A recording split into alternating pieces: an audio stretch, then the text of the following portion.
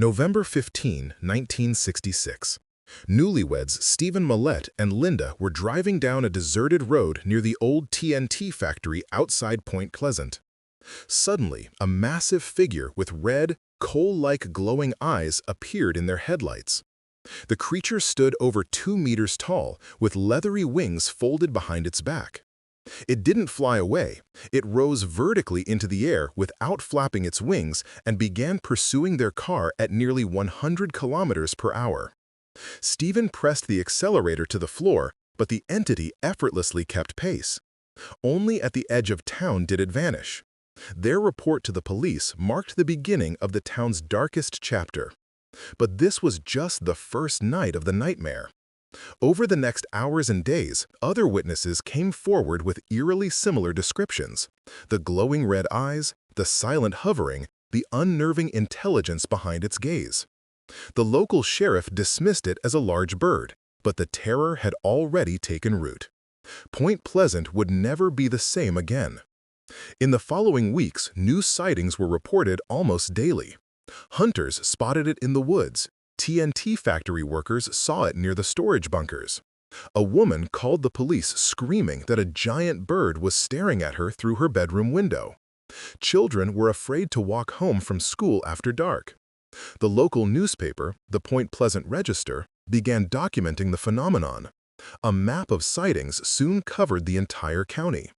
Police tried to attribute everything to owls or sandhill cranes, but the details were too consistent: vertical takeoff, incredible speed, those haunting red eyes.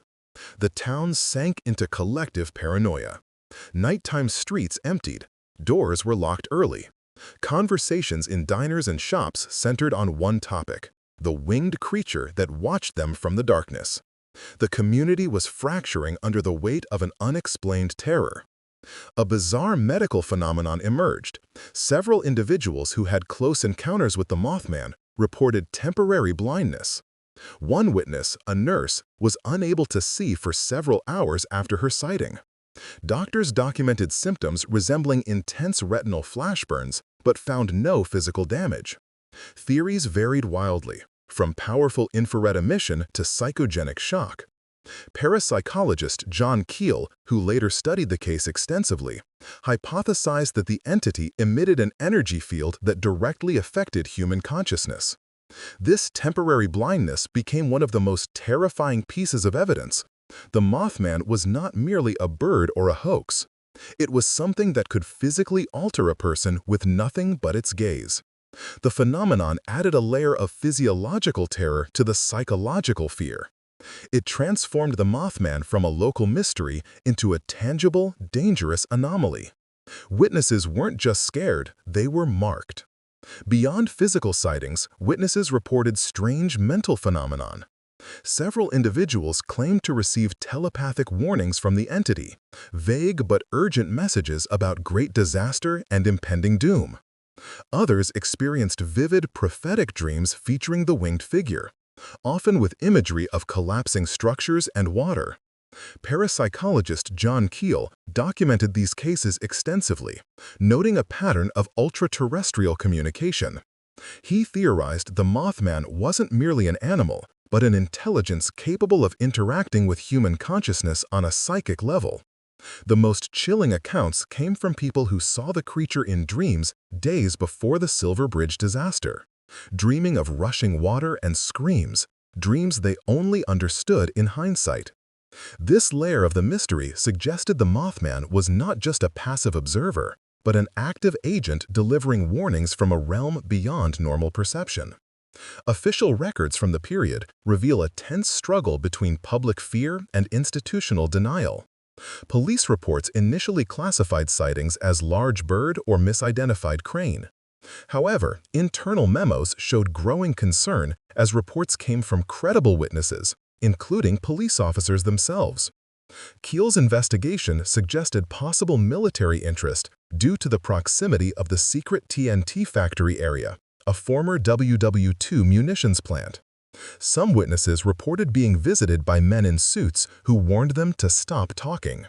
Whether this was a cover-up of a paranormal phenomenon, a military experiment gone wrong, or simple bureaucratic damage control remains unclear.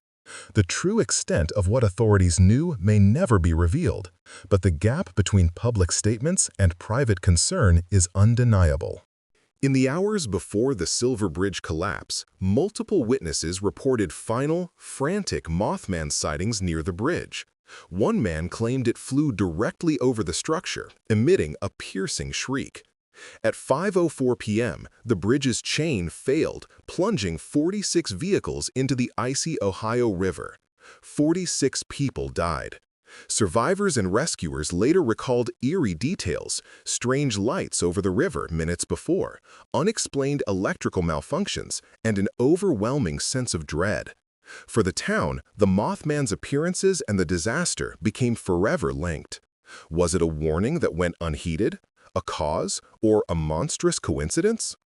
The bridge's collapse marked the abrupt end of the 13-month wave of sightings in Point Pleasant. The Mothman vanished as suddenly as it appeared, leaving behind a town forever scarred by tragedy and mystery. The official investigation concluded metal fatigue caused the Silver Bridge collapse, but anomalies lingered. Engineers noted the failure was unusually catastrophic and rapid. Witnesses reported flickering streetlights and radio static before the collapse, possible indicators of electromagnetic interference. Some researchers, including Keel, suggested the Mothman wasn't just a prophet but a catalyst. They theorized the entity emitted energy fields that could weaken materials or disrupt structural integrity. Others pointed to unidentified triangular crafts seen over the river that evening, hinting at a larger, hidden phenomenon. The disaster's timing, ending the 13-month sighting wave, created an undeniable narrative link. Whether the Mothman foresaw the collapse, attracted it, or was part of a larger, unexplained event remains the core of the mystery. Scientific attempts to identify the creature fall into three camps. Cryptozoologists suggest an unknown species, a giant owl, or a misidentified sandhill crane. Skeptics cite mass hysteria fueled by pop culture. The experiment theory points to the nearby TNT area, a former WW2 munitions site with documented chemical dumping. Could radioactive or chemical waste have created a genetic mutation? Reports of military personnel in the area after sightings fuel this idea. The extraterrestrial hypothesis draws from the creature's described capabilities: vertical flight, red eyes emitting light, and apparent telepathy. Some ufologists classify the Mothman as a biological drone or an interdimensional being, not bound by earthly biology. Each theory has flaws, but all agree the Mothman defies simple classification. Culturally, the Mothman has been reinterpreted across lenses. In Shawnee legend, a winged serpent foretells disaster, a parallel some find too precise to be coincidence. Modern paranormal researchers label it a harbinger, an entity that appears before tragic events worldwide. The demonic interpretation, though less common, persists in some religious circles, viewing the creature as a malevolent spirit heralding death.